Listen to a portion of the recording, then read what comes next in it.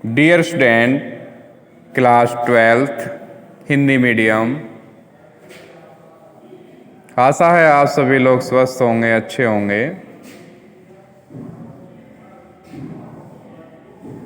हमारा सब्जेक्ट है केमिस्ट्री और हमारा चैप्टर है चैप्टर नंबर 5 पृष्ठ रसायन, जिसे आज हम स्टार्ट कर रहे हैं। चैप्टर को न्यू चैप्टर है। 4 चैप्टर हमारे केमिस्ट्री में हो चुके हैं। आज 5वां चैप्टर हमारा स्टार्ट हो रहा है, पृष्ठ रसायन। ये हम इस चैप्टर के बारे में आज डियर स्टूडेंट पढ़ेंगे। पृष्ठ रसायन। पृष्ठ रसायन में अधिशोषण एक हेडिंग आती है कि अधिशोषण क्या है। तो मैं बात अपनी शुरू करने से पहले आपको बताता हूँ कि जब भी हमारा चैप्टर कोई स्टार्ट होता है, शुरू होता है, तो हमें शुरू से ही उस चैप्टर को पढ़ना चाहिए और उसके बारे में डीपली समझना चाहिए, तभी हम उस चैप्टर को आगे अच्छे से पढ़ पाएंगे। और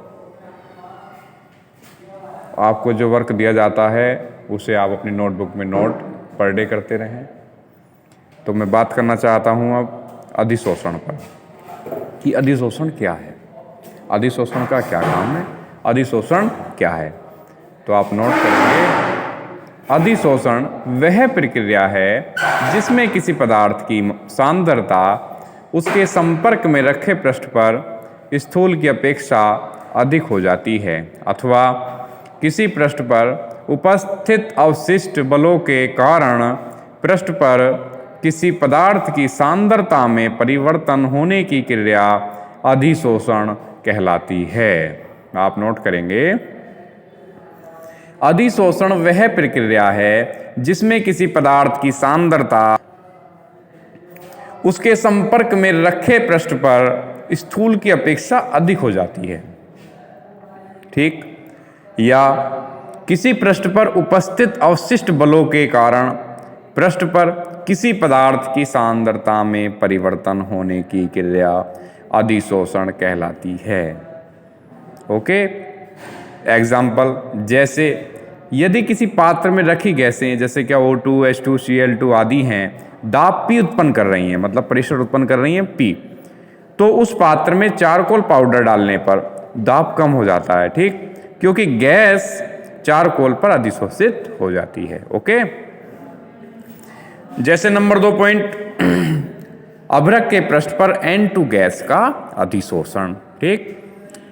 नंबर 3 पॉइंट, नम वायु में सिलिका जेल डालने पर H2O अणु सिलिका के पृष्ठ पर अधिशोषित हो जाते हैं तथा वायु शुष्क हो जाती है। ओके, नेक्स्ट है, वह पृष्ठ जिस पर अधिशोषण होता है अधिशोषक कहलाता है, जबकि वह पदार्थ जिसका अधिशोषण होता है अधिशोष्य कहलाता है।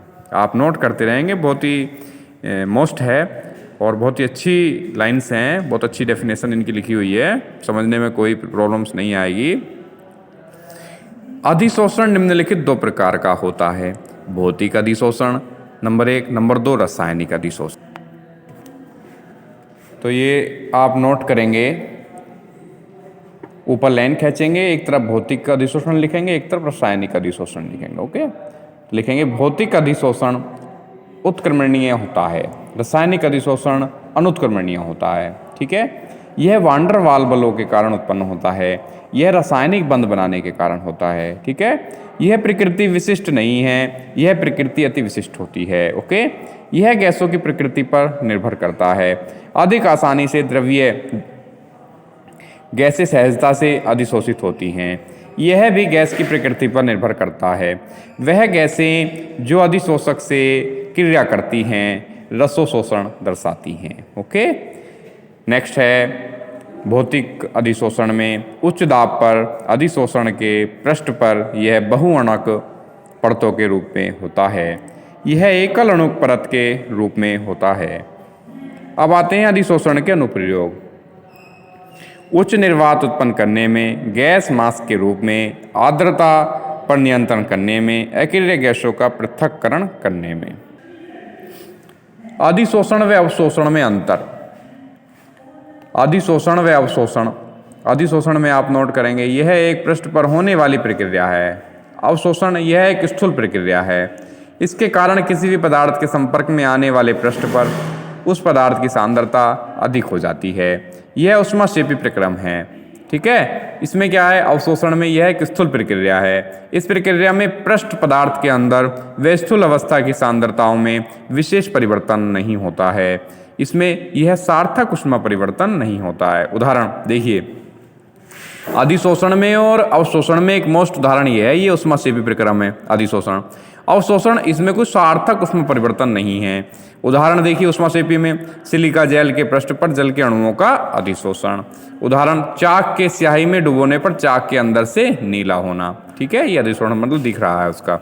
उत्प्रेरक या उत्प्रेरण, वे पदार्थ जिनकी उपस्थिति मात्र से अभिक्रिया के वेग में वृद्धि अथवा कमी हो जाती है। आप नोट करेंगे, वे पदार्थ जिनकी उपस्थिति मात्र से अभिक्रिया के वेग में वृद्धि अथवा कमी हो जाती है और वे रासायनिक अभिक्रिया के उपरांत भार व रासायनिक दृष्टि से अपरिवर्तित रहता है, उत्प्रेरक कहलाता है तथा इस घटना को उत्प्रेरण कहते हैं या कहलाती है। अब आता है उत्प्रेरण निम्नलिखित दो प्रकार का होता है, समांग उत्प्रेरण, नंबर 2 विषमांग उत्प्रेरण। नंबर 1 समांग उत्प्रेरण। समांग उत्प्रेरण क्या होता है आप नोट करेंगे, बहुत ही सिंपल लैंग्वेज है इसकी।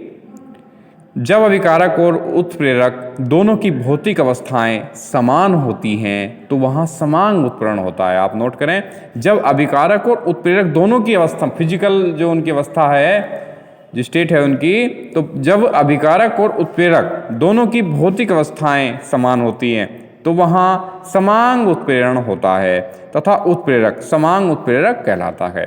ठीक है, जैसे एग्जाम्पल में 2H2 2SO2 G + O2G = NOG 2SO3G। तो विषमांग उत्प्रेरण में ये होता है, आप नोट करें, जब अभिकारक और उत्प्रेरक दोनों की भौतिक अवस्थाएं असमान होती हैं तो वहाँ विषमांग उत्प्रेरण होता है तथा उत्प्रेरक विषमांग उत्प्रेरक कहलाता है।